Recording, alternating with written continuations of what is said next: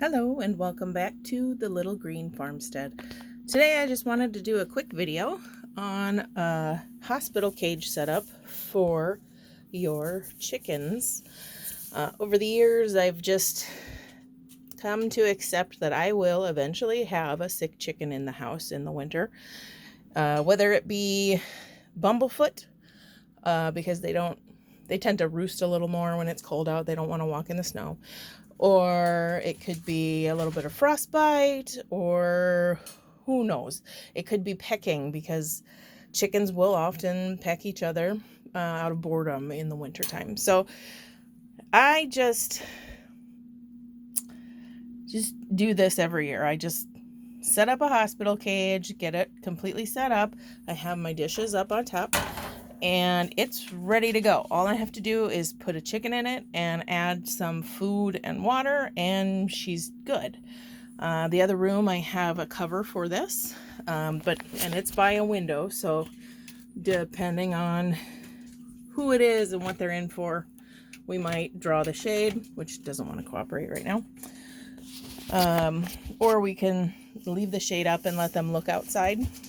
It depends on whether or not you're trying to prevent your hen from laying. If they're very, very sick or very, very injured, you want to make sure that they're not going to lay eggs, because that just taxes their immune system further. Let's see. So this is my setup. This is my front room. The front door is here. There's another room that goes, another door that leads into my kitchen. So I can have this shut off from the rest of the house.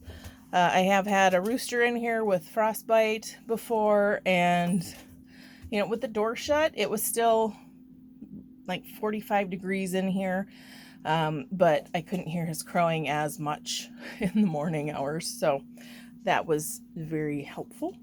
So this is just a dog kennel, and it is, let's see, 1, 2, 16, about 22 inches probably by, I would guess, 36 inches. So this is probably a medium-sized dog kennel. And as you can see, I do have a roost situation in here. This is the one I've liked the most. It does have a bar that's not connected, so I can take it out if I have a smaller bird in. Otherwise, that bar is pretty well wedged, so it doesn't really move.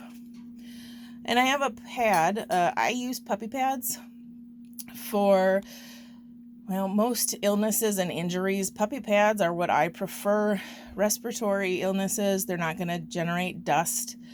For injuries, they're not, going to have, they don't have anything on it that's going to get stuck in a wound or in ointment that you're putting on a wound. So puppy pads is my go-to for a hospital cage. I use the kennel divider. I don't know if this is the divider that came with this kennel or a different one. Looks like it might fit in here. I use the divider as a means to hang my different bowls from. These are just small animal feeding dishes that I get from, you can find these at pet stores. You can find them probably at Walmart. You can probably find them. I know you can find them at feed stores. That's where I got these. So they just kind of hook on the side, and there's a couple different sizes, so you can see the size difference between those two. I also have this ring. I do have the dish for this. I originally bought this for my dog, but she doesn't use a kennel anymore, so it's getting repurposed as a chicken holder, a chicken food or water holder. But the size of this ring, it'll accommodate a couple Tupperware pieces that I have that can just hang in here, and they're bigger than the original dish that it came with. And I can even put a yogurt container in here, a big yogurt container. So if I want to give the chicken, especially if it's a rooster or something, bigger bird, if I want to give them a larger bucket of water to drink out of, that's usually what I do, is I'll just stick it in here, and then I'll feed them out of these blue dishes. So that's my setup. Another great benefit of having the cage in this room is all of my chicken supplies are in this room. It's my chicken supply drawer. And then I have my kit. Oh, Oh my goodness, this is a big... Ugh. My chicken... Oh, that's the... Ignore the toilet brush. That's actually for the pigs. That's for the pigs. It's not for chickens. No, it's not for the toilet. It's for the pigs. It's my pig scratcher. Anyway, this is my chicken med kit. I can go through that in a video at some point. I just used a random bag I had that wasn't being used for anything. So yes, it's a very fancy bag, but that's just my chicken medical supply kit. And as I said, I do have a cover for this cage. I have a couple different covers depending on the reason the chicken is in here. So I will use this cage in this room for anything other than a respiratory infection. If I have a chicken with a respiratory infection, you know, you don't want them in a busy room. This is too busy. I have 2 dogs. They need to go outside to pee all the time. So we're in and out of this door all the time. So you want a really quiet, dark room for a chicken that has a respiratory infection. Or if it's a suspected respiratory infection. So I always play it safe. And you want a room that's going to be temperature controlled. So there is no heating or cooling in this particular room. Any warmth that it gets comes from the inside of the house. So, but it is surrounded on 2 sides by rooms that are temperature controlled. So it doesn't get too bad in here.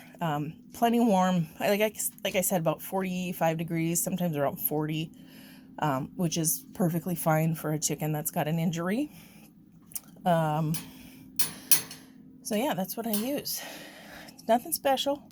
Everything's in one spot though. Very convenient. You're not gonna forget about your ill chicken because you're walking by them all the time.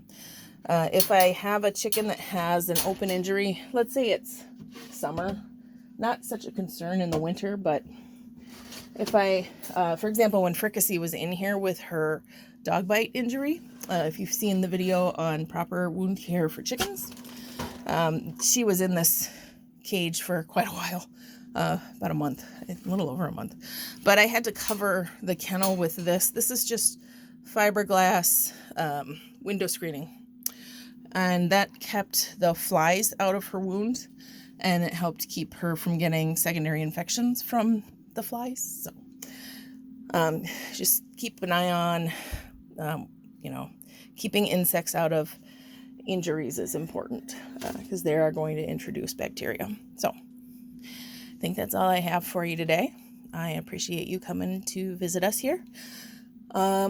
I plan on doing more videos on chicken care, but they are going to take me longer than 15 minutes. So I need more subscribers in order to do videos. I have one that I want to do on sauerkraut, but it's probably going to be like a half-an-hour video on sauerkraut. But I have cured sauerkraut successfully several times, and I'd like to share that with you. So if you want more information, if you like this video, if you like my other videos, please consider subscribing. It does help me upload longer videos because I can't do anything more than 15 minutes until I have more subscribers. So thank you for coming to visit us, and we'll see you next time at the Little Green Farmstead.